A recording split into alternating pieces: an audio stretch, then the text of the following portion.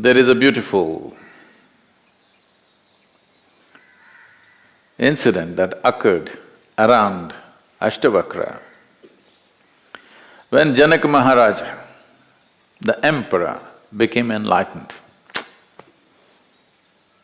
A rare thing, an emperor becoming enlightened. It's not only a rare thing, it is a fantastic thing because an enlightened ruler means many things to the people. There is no better blessing. So when it happened, Ashtavakra, his guru, as gurus are known to be always difficult. When you just think you found your way, they tell you that's not it. When Janaka thought he's enlightened and this is it, Ashtavakra said, that's not it, you have to go back and rule the kingdom because you may not want it, that's not the point. The point is people deserve an enlightened king. So, Janaka, whenever he found time, he made his trips to Ashtavakra's hermitage in the… little deep into the jungle.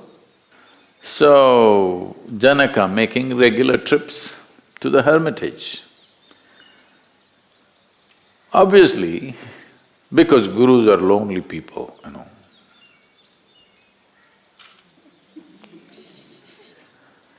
Because where to find enlightened company?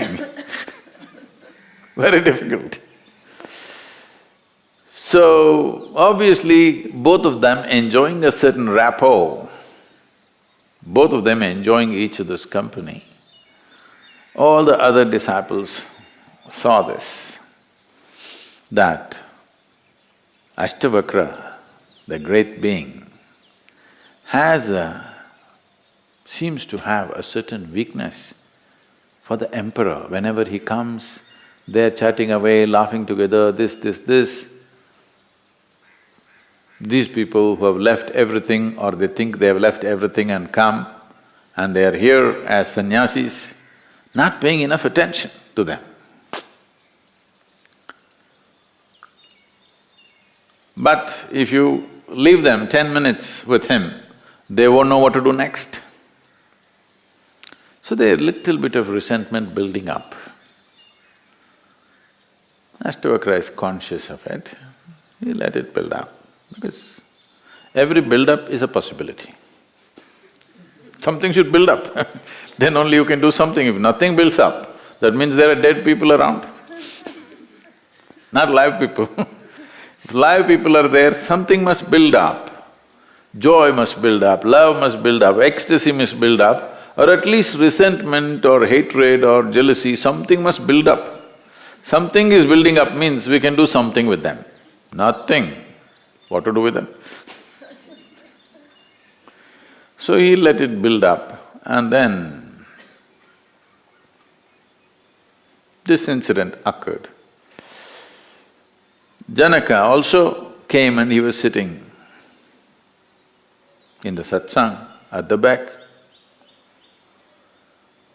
And as the Ashtavakra was speaking something, suddenly a soldier burst into the satsang and without even looking at the guru, he ran to the emperor. With a loud voice he said, "The palace is on fire. You need to come right now."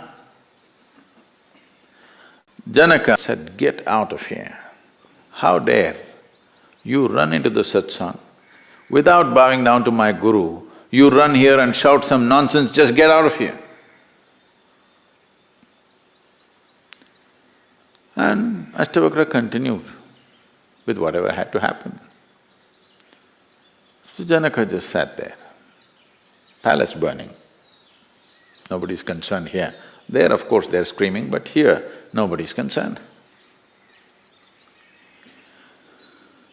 Then this continued, it's a lap of the master event, 3 days, you know. Till you feel your legs have had enough, it continues.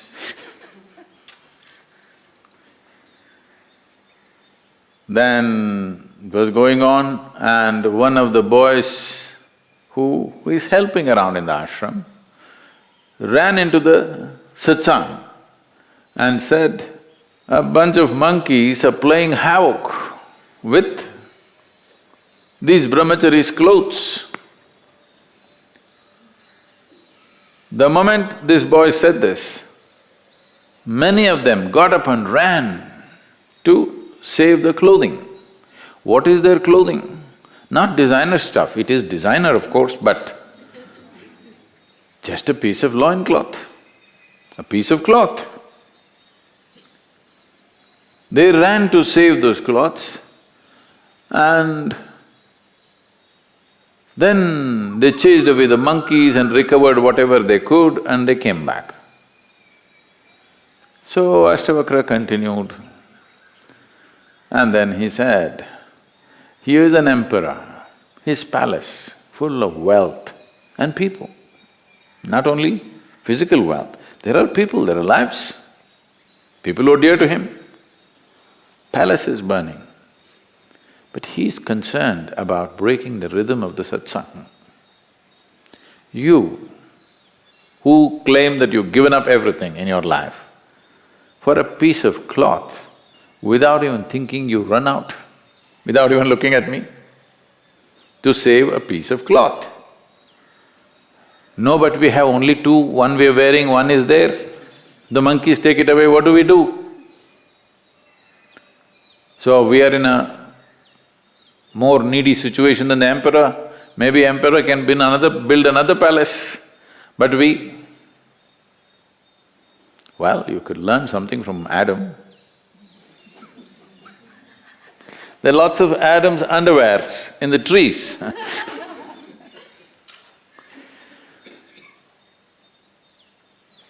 So Ashtavakra said, the question is not about what you possess, it's about how you possess. Even if you have a kingdom in your hands, you can hold it in a certain way. Kingdom is not necessarily outside in terms of wealth and people and money. For most people, their kingdom is their own body and their mind.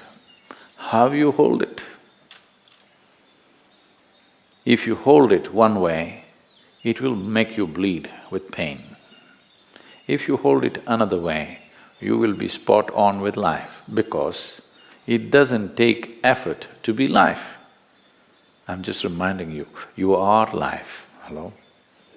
Yes, you are.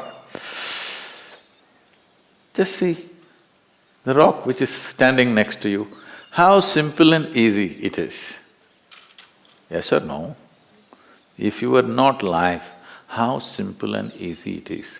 This is why people want to drown themselves in alcohol and drug and excessive food and something else, or the toilet cleaning. Because in some way, you have discovered not being life is so simple and easy.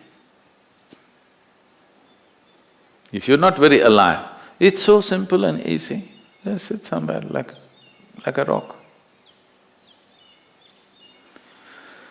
But when the moment of death comes, you know you are life pretending to be something else, otherwise you couldn't die.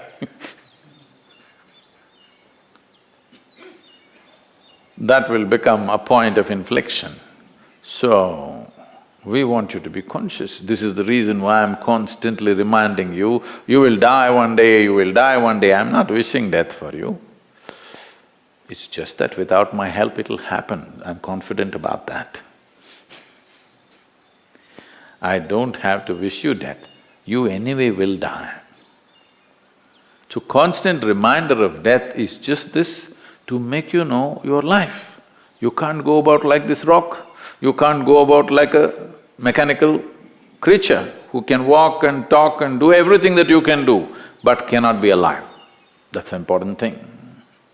Is it an important thing? No, no, no. If I can do what somebody can do, that's all that matters. It doesn't matter whether I'm alive or not, isn't it?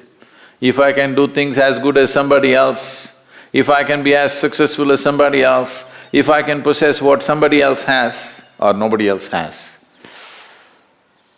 that's good enough.